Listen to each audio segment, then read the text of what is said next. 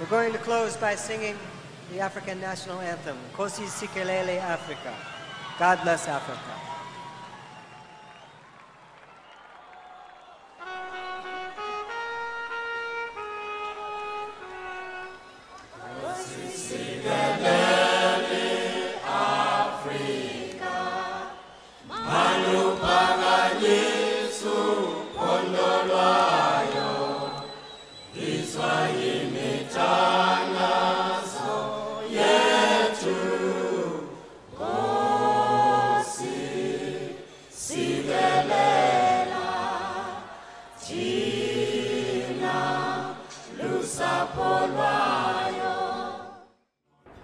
Petreceri noi în centrul vechi, doza zilnică în foileton. Nu prea obișnuim să începem sau să difuzăm în emisiune imnuri de stat. Am făcut acum o excepție pentru că am ascultat începutul imnului național al Africii de Sud. Vom petrece astăzi câteva minute în Africa de Sud cu gândul și cu informații pe care le-am primit de la invitații de la recepția organizată de ambasada acestei țări cu prilejul Zilei Naționale, care a fost în 27 aprilie. Africa de Sud este o țară puțin cunoscută la noi în România.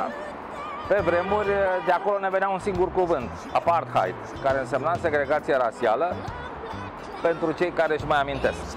Apoi am învățat alte cuvinte, numele primului președinte sud-african de origine africană, Nelson Mandela, un erou național. Iar în 2010 am avut privilegiul să urmărim campionatul mondial de fotbal din această țară, prilej cu care am învățat ceea ce înseamnă vuvuzele, acele splendide și neuitate instrumente muzicale care și acum ne răsună în creier. Africa de Sud este o țară bogată în minereuri, dar și în aur și diamante. Produce și vin, este pe locul 8 în lume, față de România pe locul 11. Este o destinație turistică cu multă adrenalină, atât ca aventură urbană, cât și pentru excursiile în junglă. Despre toate acestea și despre multe altele am discutat cu invitații emisiunilor noastre, care se vor înșirui de-a lungul mai multor zile. Primul invitat este chiar ambasadorul Africii de Sud, domnul Pieter Andries Spanhoefel, pe care, în bunul stil karagialian, l-am întrebat ce caută Africa de Sud în România. Romania, as a new member of the European Union as well as NATO, is obviously very important to us. This is a part of Europe where we've not been involved in before, as you mentioned. I mean, traditionally South Africa's partners was in Western Europe, but since 1989, Eastern Europe has become very important for South Africa as well. And this is also what's seen by South African companies that are here and have invested close to €1 billion in Romania. You know, some major companies like South African breweries that bought into Ursus. There's a company called New Europe Property Investment. They've invested close to €500 million in property development, supermarkets, shopping centres, office blocks. So South Africa's interest here is predominantly what we call economic diplomacy. We want to increase our trade, we want to do business with Romania and with this part of the world, and we believe, in spite of the economic situation worldwide, South Africa, as a commodities exporter, you know, is in a position to have a presence here and a permanent presence. So I must say, as opposed to maybe being too involved in political work, you know, we focus predominantly on economic ties, and then obviously tourism. There's been quite a substantial increase in the number of tourists that fly from Romania to South Africa. We presently issue about 200 visas a month, which is quite substantial. Since the World Cup that we hosted 2 years ago, I think South Africa has slowly but surely come under the attention of Romanians as a long-haul destination.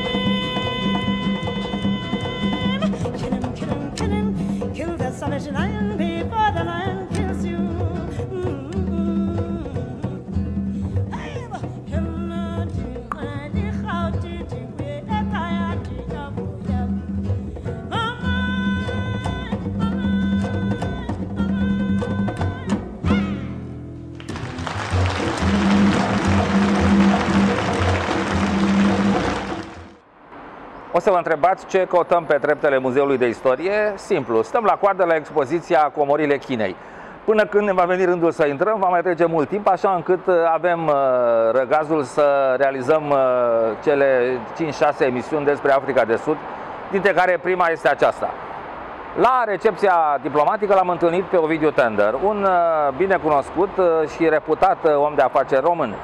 Recent, el a produs o mare surpriză când a semnat un contract de concesiune pentru un bloc petrolier gigantic în cornul Africii, împreună cu Senegalul și Guinea.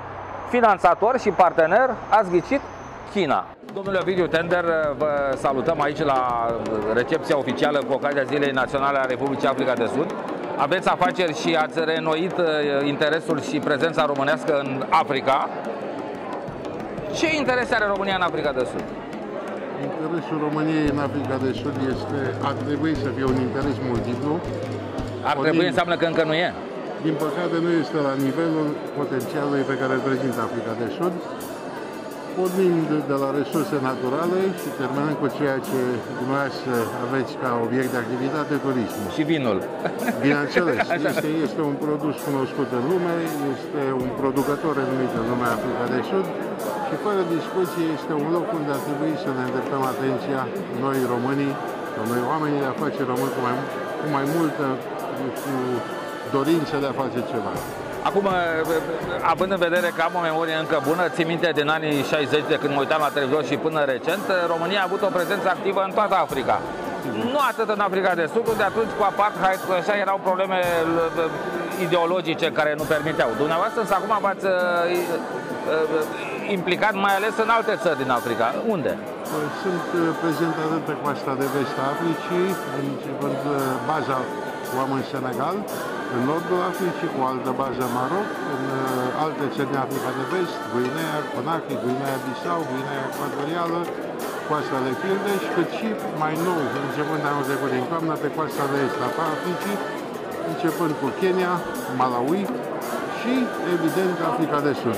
Acum, pe vremuri când citeam și ascultam muzică, era coasta de vest și coasta de est a Statelor Unite. Ne-am mutat în Africa? Corect. Acum a venit vremea Africii, este Africa la modă și cu siguranță este un loc care va prezenta un interes major pentru întreaga lume. Acum trebuie să mulțumim înaintașilor în ultimii 50 de ani care au pus bazele prezenței românești acolo. Aveți perfectă dreptate, trebuie să mulțumim înaintașilor. Să nu-i uităm. De până acum 23 de ani. Așa, am reținut.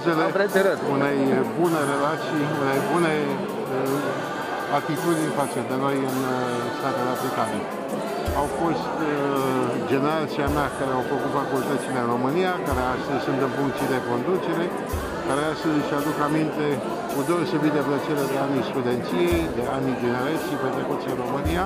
Aha. Și ca atare se poate deosebit de frumos cu noi. Din păcate, această politică, în loc să se continue și să constituie pentru noi un sprijin în ceea ce facem, pentru noi oamenii de afaceri, s-a blocat. Mai știu și pe alții care au studiat pe aici, cum a fost fostul președinte al Chinei. Și care acum, din câte știm, China este unul dintre statele cu care colaborați în... De vremea generației studenților de acum 30 de ani. Am reținut. Ca să aibă funcții în organizațiilor naționale. Dintre care unii fac afaceri, alții sunt în funcție, alții fac emisiuni de televiziune. Da. Mulțumesc foarte mult și vă doresc toate cele bune. La revedere. Mulțumesc.